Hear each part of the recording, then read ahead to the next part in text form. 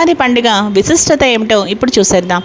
ఉగాది అంటే యుగానికి ఆది అని అర్థం.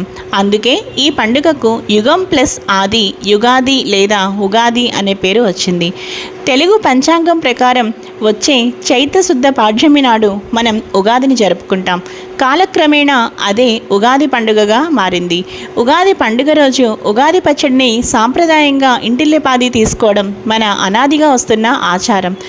షడ్రుచుల సమ్మేళనమే ఈ ఉగాది పచ్చడి. ఇక ఉగాది పండుగ విశిష్టత చూసాం కదండి. ఇప్పుడు ఉగాది పండుగ డేట్ ఎప్పుడో తెలుసుకుందాం.